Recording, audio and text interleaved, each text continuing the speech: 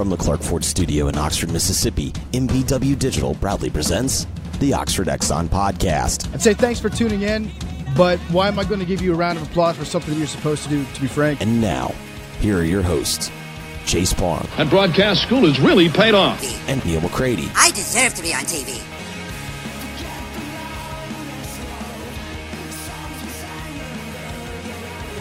Edition of the Oxford Exxon Podcast. Chase Parham, Neal McCready, Clark Ford Studio. Today, we are going to talk to Kyle Fredrickson. He covers the Denver Broncos for the Denver Post.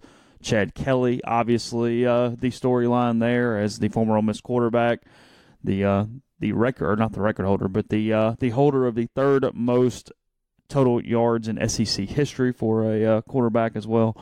I guess all-purpose yards, total yards, however you want to put it. He has moved up to the number 2 spot, at least for the time being, on the quarterback depth chart for the Broncos, surpassing Paxton Lynch, who they have a lot more money into, which is kind of interesting. That is the interesting part of this story, because in the NFL, obviously more to it than strictly just talent when you look into the contracts and everything. So we'll talk to him here in a little bit on the show. Got some football stuff going on. Had availability yesterday. We'll have availability tomorrow and the next day as well. So things getting close to kickoff for Ole Miss. Texas Tech just a few days away.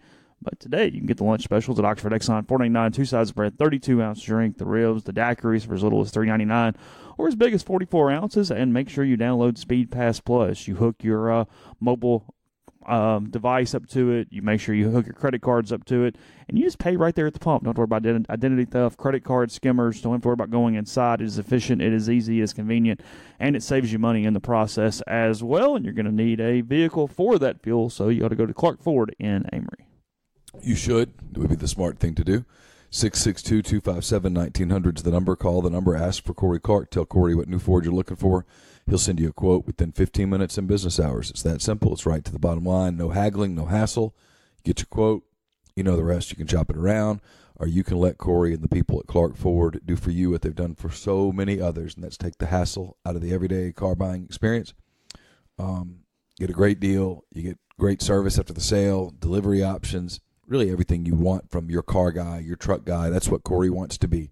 662-257-1900. Tell him you heard about it here on the Oxford Exxon Podcast, and you'll save $500. So as we get into it this morning, since the last time we talked to you guys up at rebelgrove.com, Neal with a story on young linebackers that seem to be moving up the depth chart a bit for Ole Miss as fall camp continues. There is some other notes in that as well. There's a Matt Luke video up on the site at rebelgrove.com. There's Scotty Phillips video Austrian up on Robinson. that. And then as a compliment to the Phillips video, or I guess the other way around, I wrote about Ole Miss's running backs a little bit this morning. Jordan Wilkins gone. He had the 5th most rushing yards in school history last season before parlaying that into a 5th-round selection by the Indianapolis Colts. Ole Miss needs to fix one number while making the other one stick. The Rebels last year were 16th nationally in explosive runs, had a very high percentage of the runs go for at least 5 yards. That's However, very good. On the other side of it, they had 26% of their runs go for 0 or negative yards last year. That's very bad. That's 12th in the SEC. That's 96th nationally as a team. And, yeah, when you've got really no experience in, I mean, Eric Swinney, the only player on the roster for Ole Miss at running back that has more than 8 carries last season. DK Buford had 8. Swinney, 41 last year, 42 for his career. He is averaging, I think, 4.8 yards a carry or something like that. But Eric is a good complementary back. He just has nowhere near the explosiveness that was expected out of Sandy Creek after 2 devastating knee injuries. Right, that's correct. It's not his fault. Or one knee injury, 1 foot injury. Yeah, and now I'm beginning to see it with Phillips. The one cut go. 5'8", 212-ish size. Yeah, he's not a dancer, which I hate the dancers. Just go.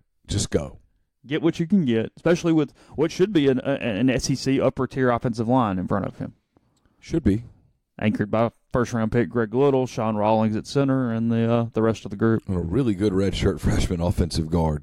Still liking him a lot? Yeah, I like him a lot. I wrote about linebackers yesterday. I'm going to give myself this. I'm never going to be the guy that does the X and O breakdown because I just don't know football well enough to do it. But I am pretty good. This is where neutrality and stuff really helps you. Not to cut you off real quick, just that number, because I didn't have it a second ago. Ole Miss gained 5 or more yards on a rush 41.1% of the time last season. So that's kind of the interesting thing is when you look at it, 41% and 26%. So, 70% of their runs, give or take, either nothing or explosive. Yeah, or bust or boom. Yeah, very little right there in the middle, just productivity and moving the chains a little bit. And you want to keep the big number. You like to keep the big number. But the last number can't stand. A little more than 1 out of every 4 of your runs are a complete disaster. It's an incomplete pass when you should be. If that's the case, just throw it. Never know what might happen. Right. What I was saying was, go ahead. I walk into practices. I'm not the guy, and I'm not making fun of this guy. I'm not. This guy exists on our beat in spades, and it's okay. I'm not making fun of him. The guy that shows up at practice and notices something about 70 people. I'm not good enough to do that. I can't do that. I'm simply don't know enough. I would be so paranoid about getting things wrong that there's no way I'm going to do that. Is that fair? Mm-hmm. So yesterday I walked down to the defensive side of practice, and the first thing that stuck out was 27 was running with the ones. Or what appeared to be the ones. I said, that's interesting. And 14 was running with him. And at first, I thought 14, I got my ears confused. I thought that was Victor Evans. I'm like, what the hell's he doing at linebacker? And then I realized that's not who that is. And I said, so Zacharian Baker, I'm not going to call him by his nickname until he asks me to. And Devontae Ruggs. And Devontae Ruggs. Cavante. Are starting at linebacker in what is essentially a 3-4 defense. And I said, well, that's interesting. Maybe this is a punishment thingy. So I watched along. Next group, Dietrich Bing Dukes, and what's Hess's first name? Jonathan? Jonathan Hess. Jonathan Hess. Freshman from Alabama. Yeah. I said, well, now I'm really kind of intrigued. So I watched for a little while. I thought maybe this is just a drill. Maybe somebody's getting their hamstring worked on the side or something. You know, stuff happens in practice. You can make quick observations and really look stupid 5 minutes later. And I went over and spoke to someone who would know, who's inside the program. I said, is that Ruggs running with the ones? Or am I imagining something? He goes, you're not imagining. I says, Hess with the twos? Yep. This just a day-to-day thing? Kind of got to look. This is the deal for Ole Miss for their defense. This is where it's going to get really interesting. Wesley McGriff, John Summerall, they're going to earn their money. The best linebackers on that team are kids. In an ideal world, in an ideal program, your program would be healthy enough at that position that you could take Cavante Ruggs, who I'm telling you, Chase, is going to be a stud. But he's 205-ish. He's listed at 190 in the media guide. I'd guess he's 200-ish. Okay. I'm guessing. He carries 200 remarkably well. To play linebacker in this league, he probably needs to get to 220. I don't like his chances to get to 220 by September 1st. In a quality way. I mean, I guess he could go just load up on some Snickers bars. But I don't think he's going to get there with the right kind of muscle mass and such. I'm not sure what Hess is listed as. He's every bit as thin, maybe a little, not quite as thin as Ruggs. In an ideal world, both of those guys redshirt. And next year, people are pretty excited about their potential. I don't think Ole Miss, I asked Matt Luke about this basically. I didn't use those words, but do you have to think about simplifying things to get your best players on the field? Yep, you do. You got to think about maybe getting one of them out there with the veteran so that they can communicate. Hess is listed at 6'5", 222. Okay, he's closer to it. They have a chance a year from now with those two kids to have 2 SEC linebackers in the middle. People say, why did Ruggs' brother plays at Alabama. Why did Alabama not take him? Because Alabama's to the place where they don't have to take developmental kids. They don't have to. Period. And that's the program you're chasing. It is what it is. Alabama doesn't have to go out and and gamble and say, let's take a kid. We're going to have to put 30 pounds of weight on him. It might take a year and a half. They just go ahead and take the 5-star kid who's ready to go. Ruggs has a chance, though. He's really athletic. He's long. It pops when you watch. Hess looks so much better than he did a week ago. He's long. He's athletic. Can interfere with passing lanes and such. Dietrich Bing Dukes is a true 4-3 middle linebacker. Fill an A-gap. Fill an A-gap. He's physical. He'll step in and stop the run. I'm not sure that he is as athletic as what you want, as long as what you want, but he's going to have to play. And then the other guy is Baker. Look, I'm a North Louisiana guy. I can make fun of North Louisiana. Okay? I'm from there. I can make fun of it. It's kind of like I can say something about my mom, but if you say something about my mom, I'm going to hit you. I know about Minden. We used to play against Minden. Minden's not running pro-style offense. Their linebackers are not working on pass coverage. Their linebackers just plug a gap and try to knock your teeth out. That's what Minden does. It's real simple football. Nobody ever goes to Minden, Louisiana, and walks out of there going, you know, that's a really, really culturally advanced, intelligent place. That doesn't happen. Minden makes Monroe truly, truly look like Paris. So he's having to really learn a lot of football. He's only had a year. He's physical. He's athletic. He's not particularly good yet in space. And Matt Luke will tell you that. And you're getting ready to play teams that can exploit that. So they've got some issues at linebacker. The good news is, if you're an Ole Miss fan, the bad news is there are issues at linebacker. The good news is there are some solutions. How ready they are, I don't know. It's going to be a real challenge. And I'll give him credit. John Summerall yesterday, I watched him. He's fun to watch. Mm-hmm. Yeah. John Summerall would basically stand behind the linebackers, and as soon as the play was over, he was right with Ruggs. He was right with Hess. It was very constructive. It wasn't that yelling, spitting, throwing stuff. Constructive. Hey, here's what we're trying to do.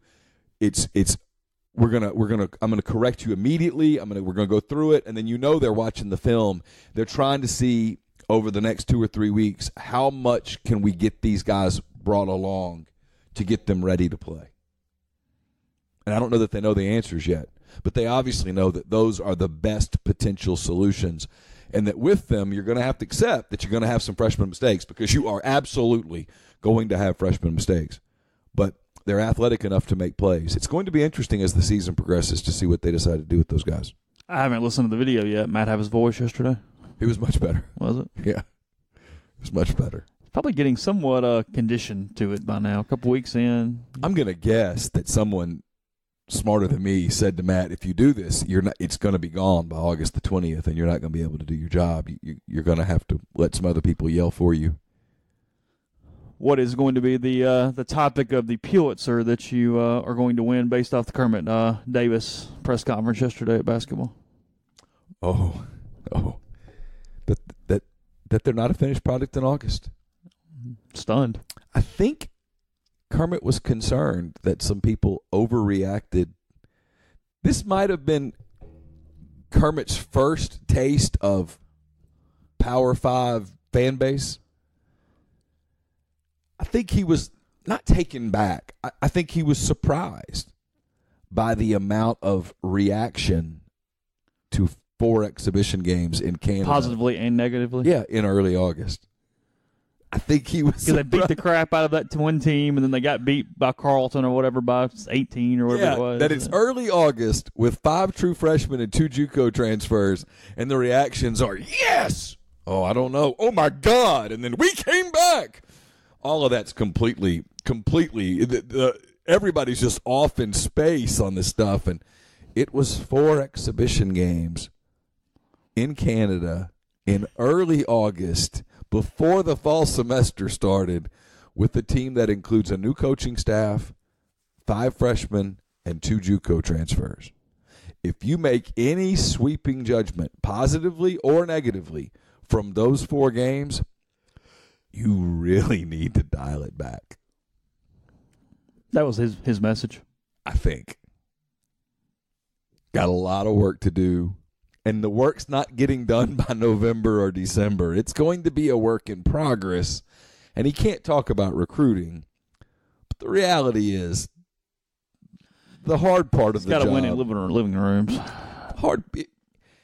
Yes, if you're going to take the program to the next level, you're going to have to recruit recruits from the next level.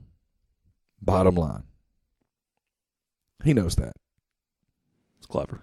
I honestly believe that's Whoa. That was the point. I think the point was to be like, hey, people, relax. Don't freak. Either way. Deep breath. It's going to be a while. It's going to be a process. Yes. It's a marathon. This was like that. This wasn't even your 20-mile training run. This was just like a quick little 10K early on in the deal. If you want to do the marathon thing, this was like that 3-mile training run that you do 2.5 months out. That basically you're going, okay, am I even in enough shape to go to the next leg of this bad boy? Well, you're building up to get to the next leg. But you're nowhere close to like even the 14-mile Sunday run. You just did a little 3-mile run. And the app says, yeah, I know you don't think like you did much. There's a point here. Just trust the process. Just keep going. Tomorrow, we're going to ask you to run 4 miles. That's the deal. Yeah. Yesterday, the trip to Canada, I'm not even sure it was the 3-mile run. It might have just been the 1.5 mile stretch it out run. It's August. Early August. It was an opportunity for guys to see how they coach. He did find out that his team has some character and resilience, and that's really good, and I could have told him that. Those are good kids. Yeah. There's Terrence Davis, Brian Tyree, those kids. Those are good kids. Dominic Olenichik is a really good kid. If anything, Dominic Olenichik cares too much, gets down on himself too much. Bruce Stevens is a really nice kid. Last year, you know what Bruce Stevens did? Last year, Bruce Stevens had the JUCO thing where he learned, oh, shit, you have to play defense. Like every other JUCO transfer who's ever transferred to the Power 5. They're going to fight for him. It's just a matter of... He'll be okay. He's lost some weight. They're going to tell him here when he comes back in a week, you're going to have to lose more. Yeah. Losing weight sucks. It's no fun. But they're going to work him. They're going to put him in some tough situations. We'll see what happens. 5 freshmen, new coaching staff, 2 JUCO transfers. It's going to be a process. Before we talk some Chad Kelly, I'll tell you that the podcast is brought to you in part by Mastercuts Lawn and Landscape, 662-607-7773. You go to mastercutslawn.com, find out about the annual contract you can sign to let them take care of your yard all year long. They can also build outdoor living areas, outdoor kitchens, and tell them you heard about the podcast. They'll help you out with some specials there as well. So again, mastercutslawn.com, 662-607-7773. The podcast is also brought to you by Brian McLaurin. How well do you know your credit? Brian McLaurin is an experienced attorney offering a unique, highly personalized service to not only repair credit, but also educate clients on the ever-changing world of credit. He'll work with you for an entire year to help you create a personalized plan to raise your credit score to help you meet your financial goals. No one else offers this kind of personalized credit counseling. This is why Gambrell and Associates refer their clients to Brian to get a fresh start. So whether you're looking to fight off debt collectors, get approved for home car loans, or for that luxury credit card, let Brian McLaurin get your credit fixed and teach you how to take control of your credit. He provides you the valuable information he's acquired through years of experience and research. It allows him to offer a unique, personalized service for anyone in any state, as he's always available to his clients by phone and email. Contact Brian at bhmclaurinlaw@gmail.com or call him at 662-298-2029. Youth basketball registration in the Oxford Park Commission is right around the corner. It starts September the 4th. Sign up your son or daughter for one of their leagues. The age range is 5 to 15. The cost is just $50. Last year, OPC had more than 600 kids take part in the leagues, and the numbers are expected to be similar this year. So don't miss your opportunity when it comes to sign up for OPC Youth Basketball. It's www.oxfordparkcommission.com. Podcast also brought to you by Harry Alexander. Harry is an Oxford-based RE/MAX legacy realty agent. He's been in Oxford more than 4 decades. No one knows the residential and condo market in Oxford better than Harry. Go to his site. He'll prove it to you. It's harryalexander.com. Send him an email at ha@harryalexander.com. And the podcast brought to you by Grenada Nissan. If you're in the market for a Nissan vehicle, Gene and Sandy Grass and the people at Grenada Nissan are the people you need to be dealing with. It's just off Interstate 55 in Grenada, Mississippi. They have a complete selection of new and previously owned Nissan vehicles. You have it's great service. I've dealt with them for years, at least a decade. I've never had anything but a wonderful experience. You will too. GrenadaNissanUSA.com. Now we'll go to Kyle Fredrickson of the Denver Post on the Billy's Pecans hotline. All right, Kyle, thanks so much for being with us. Really appreciate it here on this Tuesday morning. I guess, obviously, it's big news in Denver. It's big news here in Mississippi, obviously, with the career that Chad Kelly had at Ole Miss.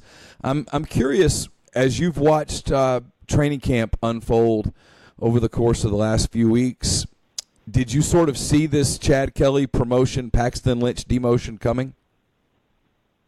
Yeah, it was very interesting what the Broncos were going to do here, because just simply based on their play throughout the course of training camp now, or past double digits for with the Broncos now, and getting ready for the regular season in terms of the practices they've had, Kelly had outperformed Lynch. Had a little bit more fire running the offense, was way more aggressive, way more accurate. Felt very much more comfortable. It appeared in the pocket, making plays, extending plays when he had to. But for the Broncos, this was a little bit of a shot to their pride, because here's Paxton Lynch, a guy they took in the first round a couple of years ago, really believed he was the future of the franchise, even traded up to get him out of Memphis. And then here comes Chad Kelly, Mr. Irrelevant, the very last pick in the draft. Really, the Broncos taking a chance on a guy who had knee surgery and then was going to have some wrist surgery, and it was going to be a long-term project. So this was really Chad Kelly's first chance to show the Broncos what he could do in camp.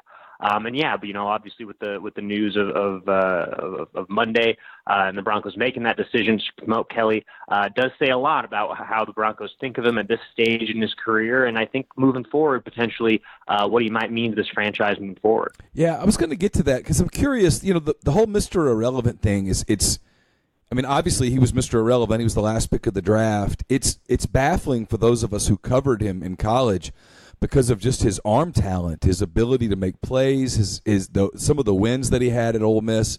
He led Ole Miss to a Sugar Bowl and was just fantastic that season. Quite frankly, had they had a better defense, he would have been a Heisman candidate.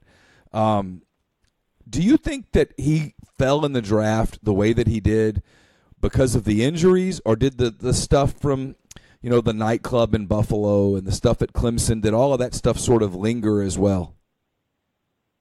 Yeah, it's an interesting thing to examine a little bit, and for me personally, it's super interesting because I actually covered Oklahoma State football between 2014 and the 2016 season. So I was actually there in New Orleans when Chad Kelly put it on the Cowboys in that Sugar Bowl. Sure. And you're right, the arm talent, just the swagger he led that team with, having weapons like Laquan Treadwell and Ingram and all those guys, the way he was able to utilize them.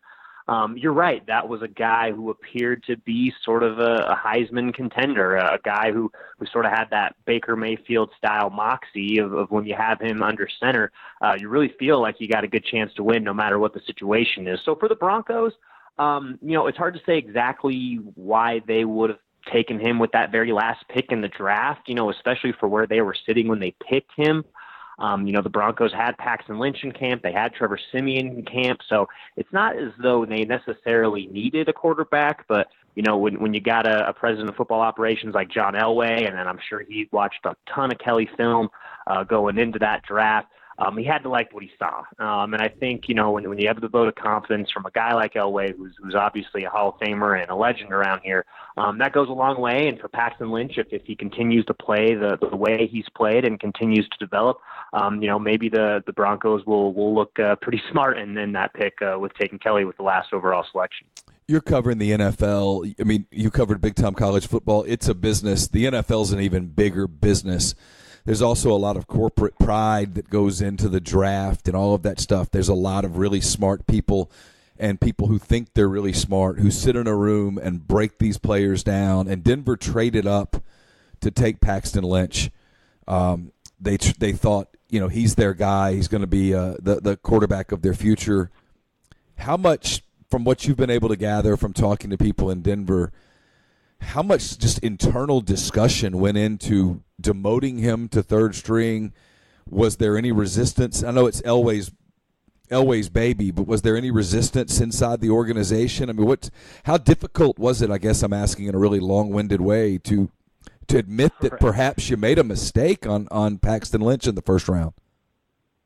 Yeah, I think it was really challenging, and not only for the Broncos' pride in making their first rounder a third stringer in his third season, but for the Broncos, they have to decide what they're going to do with Paxton Lynch, and in a sense, that might also dictate what the future of Chad Kelly is, because at this point, I don't know that Paxton Lynch has much of any trade value, maybe a conditional seventh-round pick at this point. We saw what the Browns did. And sending one of their first-round receivers to another team for almost nothing. The Broncos would hate to be put in that situation. They'd like to get something for Lynch. He just simply hasn't put enough on tape. When you're in your training camp and then you go ahead and demote a guy like that and demote Lynch, that's even more reason why other NFL teams maybe wouldn't want to take him and wouldn't want to do anything there. So for the Broncos, they got a tough choice now. Do they bring in a veteran? A guy like Teddy Bridgewater, maybe. There's a few other names floating around there as guys who, could be very solid backups to potential starters in this league, and backing up Case Keenum. If the Broncos did do that, there's a chance they might just hang on to Paxton Lynch and say, hey, we'll give you one more year. We'll let this contract play out. And in that case, unfortunately for Kelly, he could be in a situation where he'd be cut. With all the buzz he's generated at this point and what he's done in the preseason, no doubt another team would go out and get him into camp. But I know for Broncos fans, they'd hate to see that happen, just with already kind of the short love affair they've had with Kelly, chanting his name in the stadium. And really just kind of getting behind the way this guy plays. So for Kelly, it sure sounds like he'd like to stay in Denver. He said that he loves learning under Case Keenum so far. He's enjoyed the culture here. Second year, with the franchise, a little bit of familiarity there. But no matter what happens, I think Kelly's put enough on tape at this point. He'll get his shot somewhere, if not in Denver. What do you think happens? Is there a kind of a consensus yet as to which way the Broncos are leaning? It's hard to say because, like I said, I think it all depends on what happens to Paxton. Do the Broncos end up shipping him off as maybe a multiplayer deal to get a backup quarterback? I think then Chad Kelly stays on the roster at number 3. Or maybe they decide they just simply can't get anything from Lynch and they want to, there's not much value there, but they still want him on the roster. Just because he's that first-round pick, because he has not the intangibles, but the measurables, as a guy who's just really big with a big, strong arm, really just kind of towers over Kelly and Keenum physically in practice, kind of funny juxtaposition there. But, if I had to follow my gut, I do think that the Broncos will keep him. Kelly, I think their hand might get forced by the end of the day just by how well he played. I don't know that he's going to be the backup. I think the Broncos will go get a vet. But for my guess, I would imagine that he does stay in Denver just based on kind of what he's done here so far. Case Keenum's had a really solid career. He's 30 years old. He threw for 3,500 yards, actually a little more than that a year ago in Minnesota, had 22 touchdowns. His passer rating was over 98. I mean, he's obviously more than a serviceable NFL quarterback.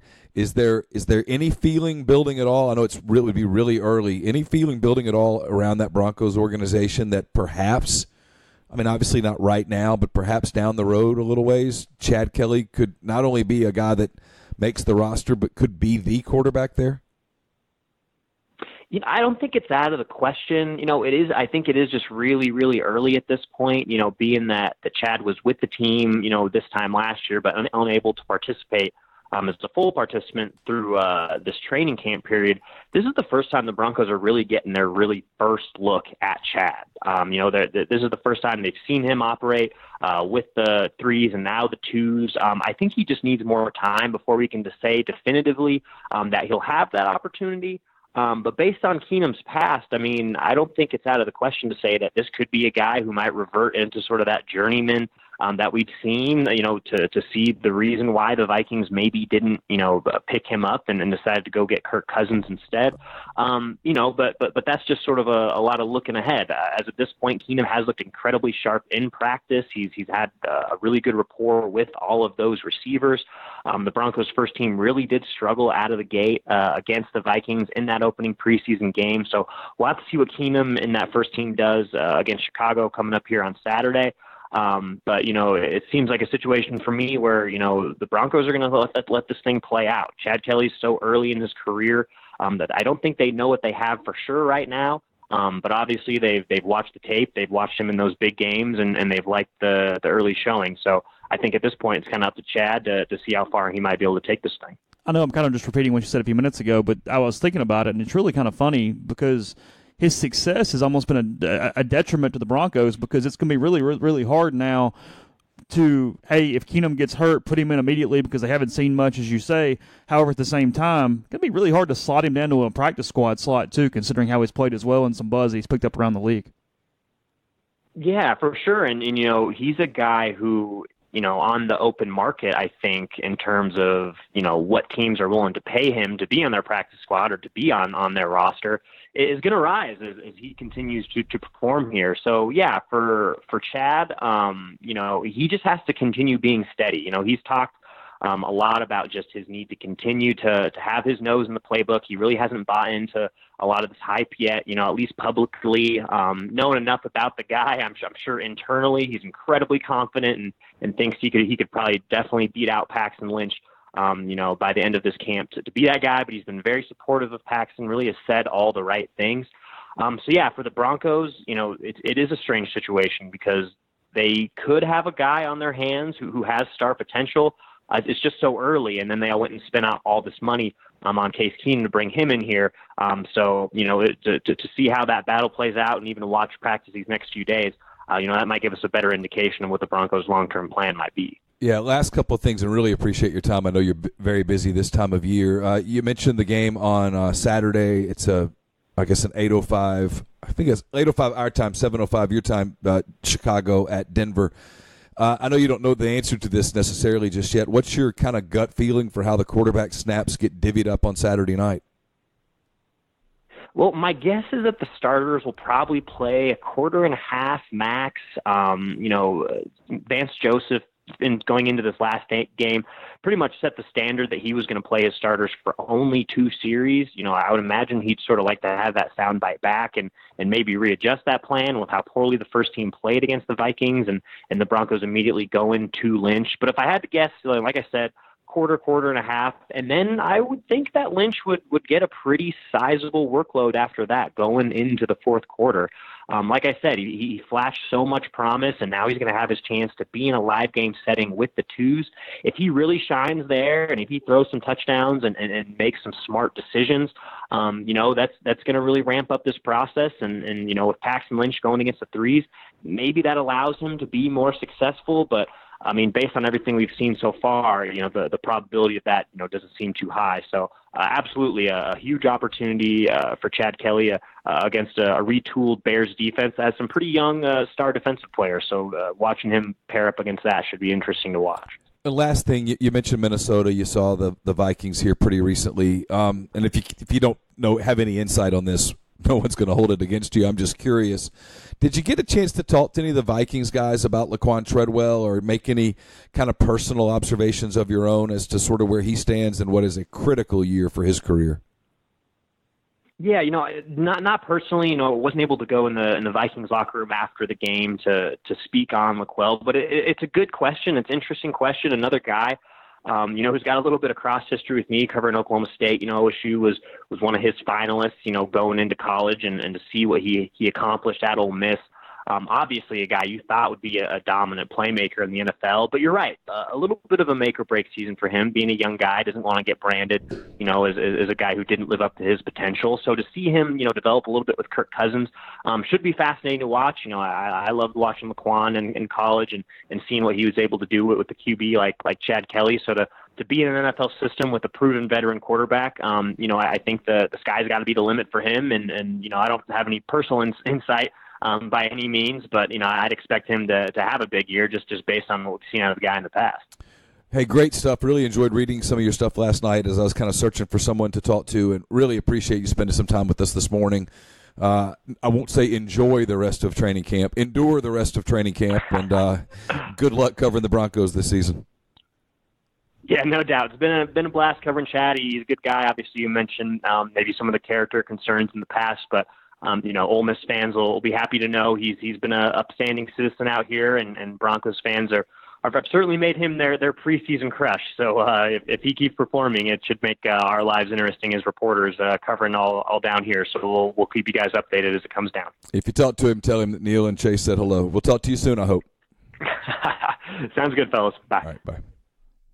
Thanks to Kyle for his time out of what has to be a busy schedule for him, considering the Broncos still in camp. Just now kind of getting going, but good stuff there on Chad Kelly. More on that in a second. First, I'll tell you that the name to know in the Mid-South real estate market is Stacy Berry, a Keller Williams agent looking to help you find your special place to call home, whether it's downtown, midtown, Germantown, or Collierville. Born and raised in the Bluff City, she knows the dynamic and unique intricacies that it has to offer. She's wanting to put you in the 901 today. So if you're a first-time home buyer looking to downsize, she'll evaluate and determine your current home value and sell it quickly for top dollar. Buying, selling, or investing in real estate, the Berry Home Team is the way to unlock Memphis for you. You can reach her at 901-481-6420, Stacy Lane Berry at kw.com, or theberryhometeam.com. That's Stacy with an E, the name to know in Memphis.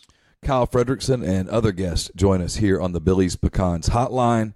It's Billy'sPecans.com. We've been telling you about it as the season gets near. The high school season is basically here. It starts on Friday for real. The college season, another 2 weeks away.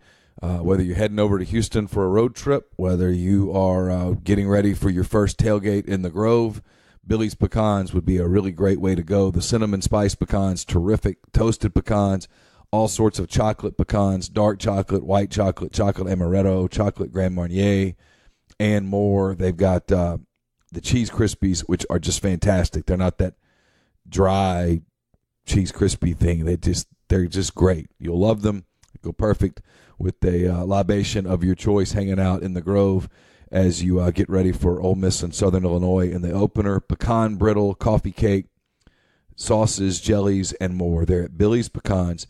Get in touch with Stacy and the people there at Billy's Pecans. Stacy and Bailey, they'll take care of you. Tell them you heard about it here on the podcast. We would appreciate that. It's Billy'sPecans.com or 1-800-624-7404. Rebel Nation 2018 is the year of the fan. Ole Miss Athletics wants to showcase your stories and recognize you, the Ole Miss fan base.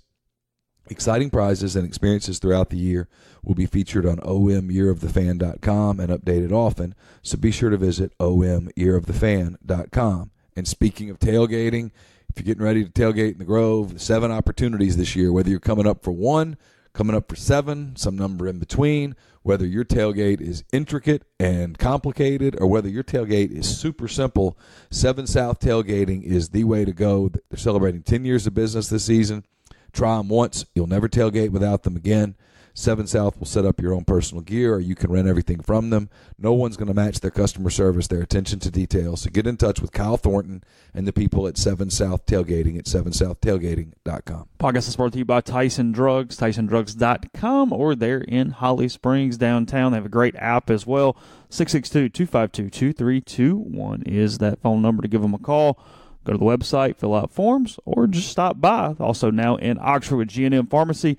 They deliver local in the Oxford area and also located there on South Lamar, just off the square kind of. So anyway, we will talk about a couple different things here with Chad. I meant to ask him, and we told him 15 minutes, kept him 12 seconds less than that, so pretty good. Okay, they hate Paxton Lynch, so that's a huge part of this. That's what driving a lot of this? Is it Kelly's reputation, Kelly's last name? What's made a third-string quarterback a fan favorite during the early part of a camp? It's a lot of things. It's his last name. His uncle's beloved.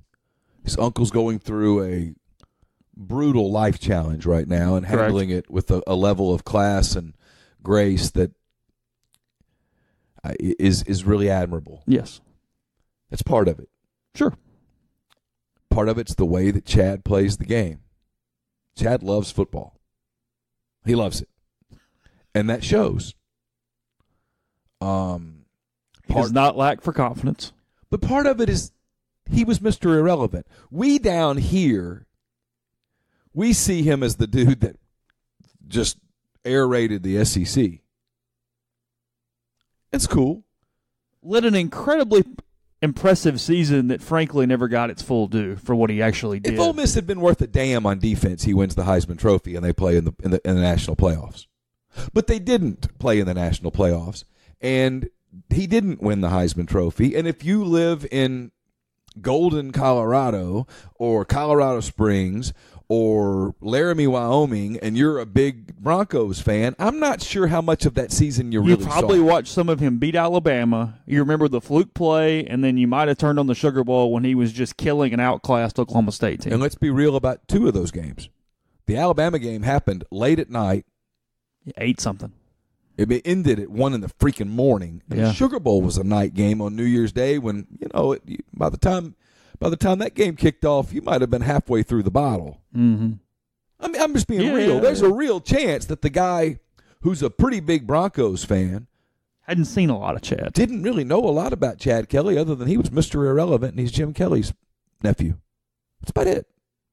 I saw him play. He lit up Alabama one time. I never saw him again. Yeah. You live in Colorado. Maybe that's not your team. Mm-hmm. How much SEC are you really watching in Colorado Springs? Mm-hmm. That's fair. Yeah. So I think it's some of that. It's Mr. Irrelevant. Everyone loves an underdog, and Chad's sort of been put in the underdog role. And then I also think it is – this is where I give credit to people like Ben Craddock, who took Chad under his wing the last couple of years and said, hey, you need to do some interviews. Like, Chad probably didn't really want to come over here and do that interview. Probably not really what he wanted to do at this hour that morning. Probably not really what he wanted to do, but Ben said, you need to do it. Yeah, he said yes to us every single time. And in Jackson, he came and sat with us, and we talked. I don't know that that's really what Chad wanted to do, but he did it. Went to the school with Ben and DiBiase and those guys that day. Yeah, I just think he's grown up some. I think he's kind of got a big heart. He loves football. And when he takes the field, there's just a thing about him. There always has been. Hey, let's do this. Let's go. Here we go. And then he can throw the hell out of it. And people see that, and they go, dude. Because in the NFL, you got to be one of two things as a quarterback. You've either got to be that elite game manager. Not Chad. Or you got to have arm talent dripping off your wrist, elbow, shoulder, tricep, bicep, forearm thing. It's got to be there. Brett Favre, Elway. And yes, Chad Kelly has that sort of arm. Now, he didn't play last season. He was hurt. He suffered a pretty significant knee injury at Ole Miss to end the season. Yeah, he's not in peak form right now. He's getting there, and it'll be interesting. And if you're Denver, it's kind of it's an odd spot because here's the business part of this.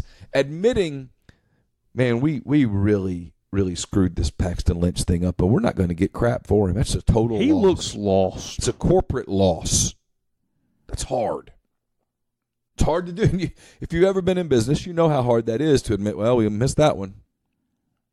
So it's that, and then it's okay. He makes such a good point, though. They've seen so little of him. Do they trust him to go into the game if Keenum sprains an ankle on play one? Oh, or worse. They probably trust him if he sprains an ankle. Hey, can you run in and run a series? Yeah, but what if Case Keenum, and I don't wish this on Case Keenum. I don't wish blows the on knee anyone. up. Case Keenum blows his ACL in the third quarter of week 2. What do you do? I mean, Kelly finishes that game, but what do you do on Monday morning? Do you go out and get a veteran to come in and be your guy? But see, here's the thing. It's what we talked about with Kyle. If I really believe that Kelly has even a shot to be my starting quarterback for a 5 or 6 year stretch or whatever it is, I make him the number 2, and if somebody gets hurt, then maybe I bring in a Teddy Bridgewater and leave Kelly as the backup. If you're the Broncos and you're already getting so much public backlash for Paxton Lynch, I cannot run the risk of bringing in Bridgewater, cutting Kelly, him not getting through waivers, and then ends up in freaking with the Jets or somebody and becomes a freaking all-pro. Well, he's not getting through waivers. That's what I'm saying. So you're not getting him to the practice squad. I mean, a team like Minnesota, a team like the Giants, I mean, there's some teams out there that have older quarterbacks who would look at it and go, Hey, put him behind Breeze for a couple seasons.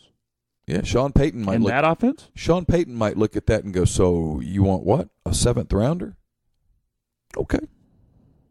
Well, you put him on waivers, you just sign him. Yeah, the New York Giants might look at a guy like Chad Kelly and go, Eli's not getting any younger. Why not? It's not costing me anything. All I'm doing is handing him a helmet. The last time we took an Ole Miss quarterback, it worked out. What the heck? It's going to cost There's literally no negative. It's going to cost me what? $50,000? Yeah. Yeah, we're in. We got that. Got that laying around. Got that in the car drawer. Yeah. You know the little thing in your car? You're like, search for 22 cents. Got it. I don't have to call anybody to make that one happen. That's easy. Yeah. So if you're Denver, no, you can, you cannot risk cutting him. And then he end up a starting quarterback in the NFL. And then a year from now, he leads the Giants to a 10-6 record. Or 3 years from now, he's got the Saints staying on their window, 13-3, throwing the ball all over the Super Bowl. I mean the Superdome. Or worse, the Super Bowl. Yeah. No, if you're Denver right now, you've got the Lynch thing that makes you look stupid and the Kelly thing that makes you look smart.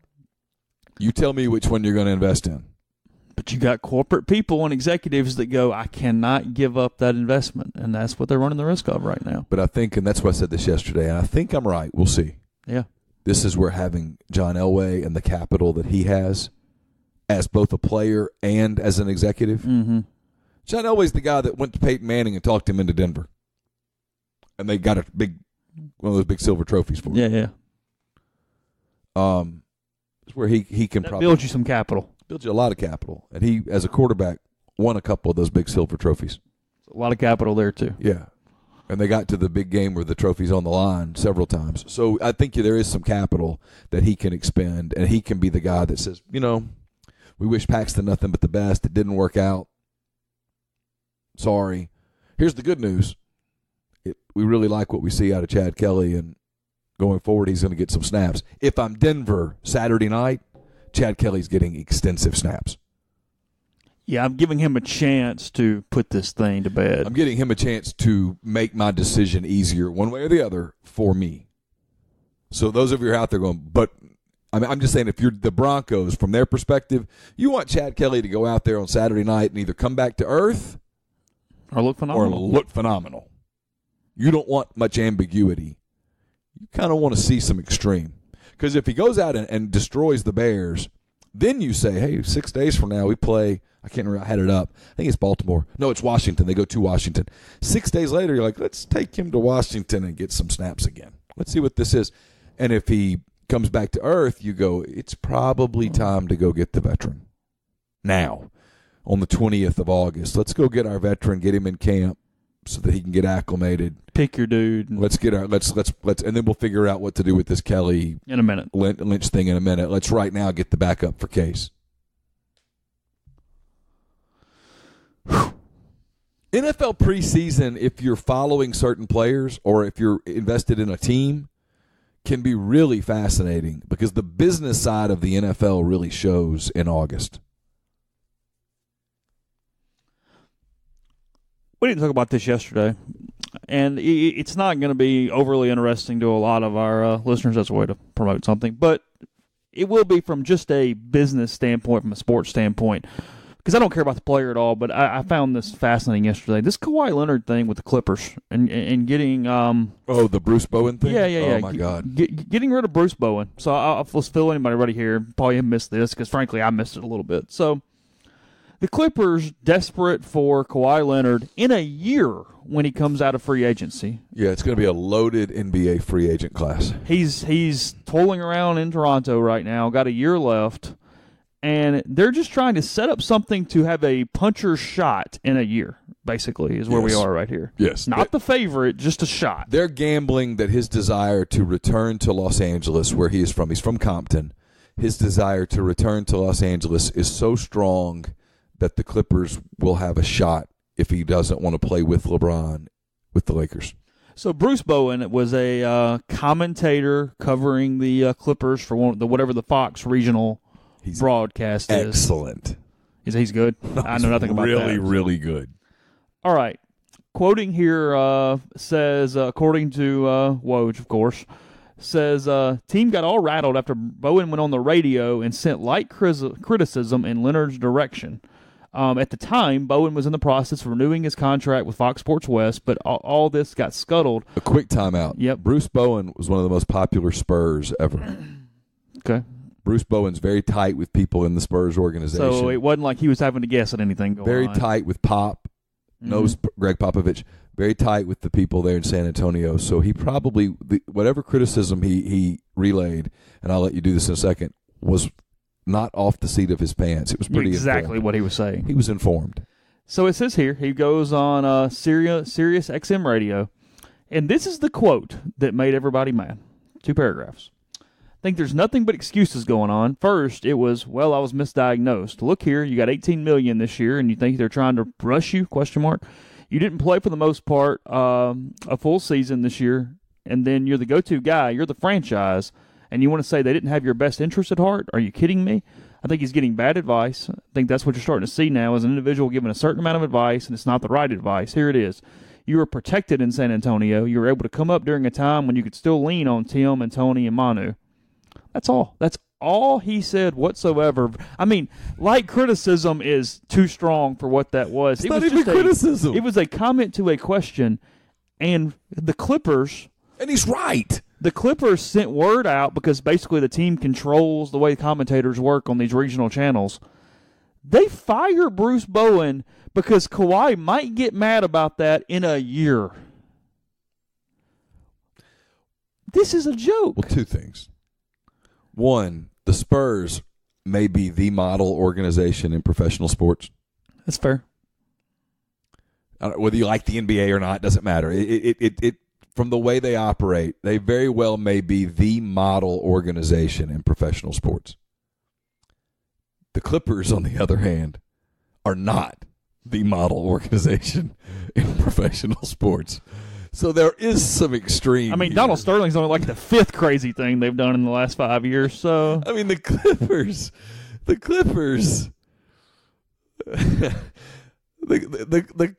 don't they're the New York Mets of the Cleveland NBA. Browns. They're the Cleveland Browns of the NBA. So there's a certain degree of, before everybody gets super worked up about this, Clippers are going to clip. And what Bruce Bowen said about Kawhi and the Spurs is exactly right. But forget that even. It wasn't criticism. No. Somebody said, hey, what do you think about the Kawhi situation? And that's what he said. He probably got off and went, okay, fine, about my day. Went and played golf. Yeah, who cares? Anything of it. Got an organic smoothie and played golf. Finds out later that he's fired. He'll get another gig. He'll be fine. Somebody will bring him on. Oh, yes. He's very good. But, and I know the answer, I mean, the team controls that, whatever, but I'm not going to get super worked up about it because its Clippers are going to clip. okay. You have to understand. Had the Spurs fired him from the San Antonio broadcast, I would be breathing fire right now. Okay. But because it's the Clippers, and I know you just expect idiocy from the organization. you're not an NBA guy. No. And so there's no way you could know this without being an NBA guy. If you follow the NBA the way that I follow the NBA, this is not even remotely surprising. Not even a little. It's like, oh, really? Yeah, I had a Pop-Tart for breakfast. You just move on. Yeah, I guess that's a good point. It's like, take out the criminal stuff, but like it's almost kind of like, going, well, the old Baylor admin did something really stupid this morning. You go, okay, fine, great. Let's move on with our day. I get it, but I don't know. Just saw it, and it was interesting to me in relay that it is it's crazy sometimes what gets what gets passed and what doesn't. But anyway. Apparently I triggered some people on the pubs board about my post about Twitter. Yeah, you did not get a lot of agreement over there, I did notice. Yeah. Twitter's never paid me a dime. Yeah, there's a big argument on we have our own message board, people, the employees of Rivals.com. I spend very little time on it. You do. And I went and we were having a discussion about somebody asked for Twitter followers in your market and how you were doing in your market with Twitter followers, and a lot of them are trying to argue that it indirectly leads to tons of business. Is where it's going. You think it does? Well, I think there's a smart way and a dumb way to use Twitter. And if you use it in a smart way, it can't hurt you. The bad way can hurt you. But a lot of the people who do Twitter, in my opinion, is it becomes a, how do I say this nicely on a podcast, family podcast? Okay, it becomes a measuring stick of sorts. A measuring stick. That's good. Literally. Yeah. I think some of those people, in an attempt to get more meat on the measuring stick, they give away all of their product, and we're subscriber based. I don't want to give it away on Twitter if I can put it on rebelgrove.com. Well, and here's the deal too. It's how the markets are so much different. What they're trying to argue is the reason they use Twitter. Well, the way the incredibly most efficient and best way to do that is what we're doing right now. It's the podcast. So the things that they try to argue, well, if I do this on Twitter, it does this. Well, yeah, my podcast does that, and it reaches a lot more people than your tweet does when you put it out. So it's a much more effective tool for what they're trying to accomplish with that form of social media. Because frankly, even Facebook is better than Twitter from a publication tool for writers. So anyway, I'll tell you quickly, that is, we're getting close to football season. Locker Stockers can take care of you. They take the hassle out of stocking your locker or suite before game day. Customer places the order, and they handle the purchase and delivery to your locker or suite. They can do Vaught Hemingway, the Pavilion, or Swayze Field when the time comes. So give them a call, 662-586-1487, or info@lockerstockers.com. Amazing how worked up people get about that. It was just a comment, just an observation on my part. I think that I upset some people. Did you? I don't know. Not upset. Did you go over there, or somebody email you?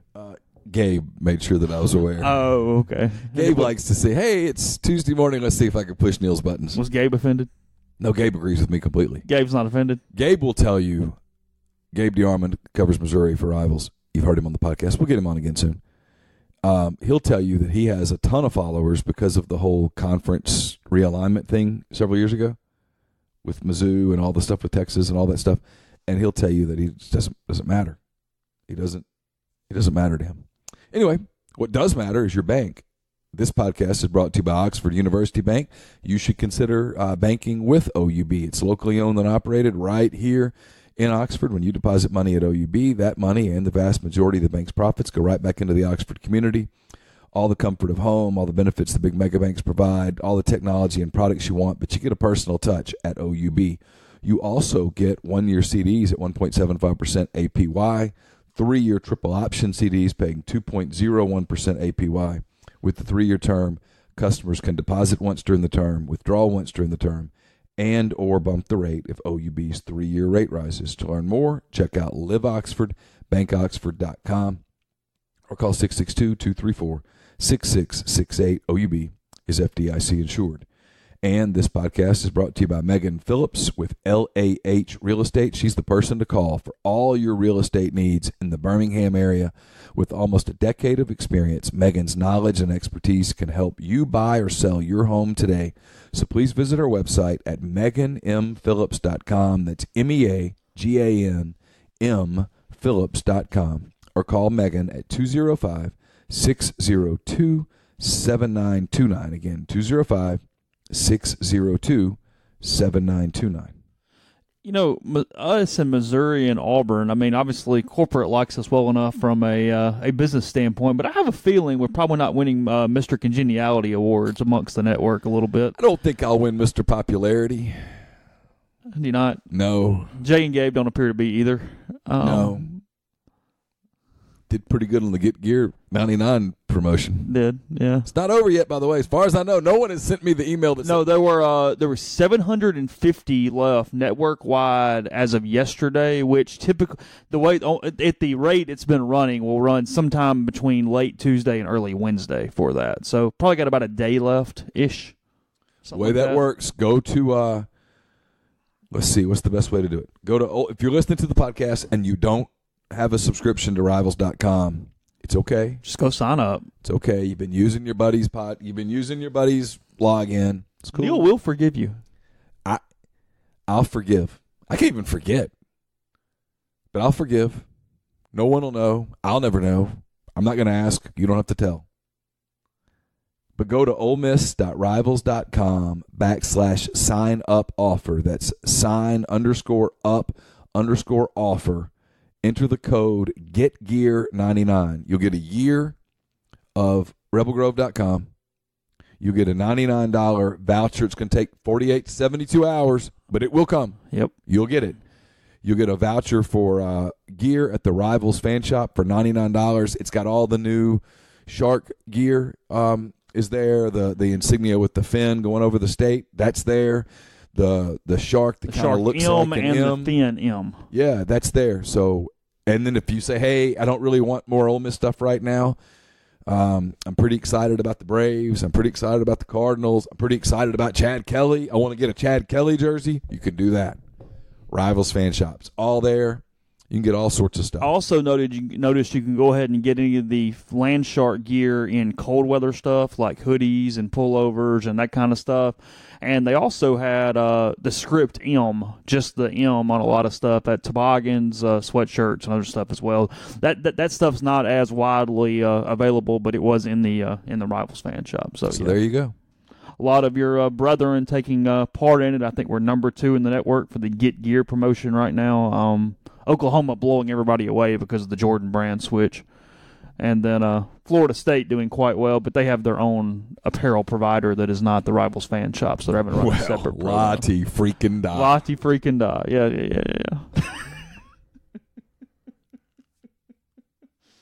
I'll take the bronze medal all day long in these competitions. Yes, sir. You're the guy that's happy to finish third behind the I'm two standing on dudes. that little third spot on the thing, and I got a big smile on my face, and You're hugging the other two dudes. Damn right. Congratulations. I'm smiling. I think occasionally, like, the Americans get the third place spot, like in the marathons, like behind the two Kenyans. Occasionally we finish third. The funniest, and I know you've heard this 1,000 times, the funniest, when it's done properly, the funniest sign at a marathon when you're running, you're about 11, 12 miles in, and you're thinking, this happened to me in my first one, because I ran the first Chicago Marathon in just over 4 hours. It was like 4 hours and 3 minutes, which for a first-time marathoner at my age was very, very good. It was really good. And I was in great shape. I wasn't hurt, and I did really well. I had a great pace. I ran the first 2 hours. That was the day after A&M. I ran the first half in right at 2 hours. I ran the second half in 2 hours and 3 minutes. That's pretty steady. That's real solid.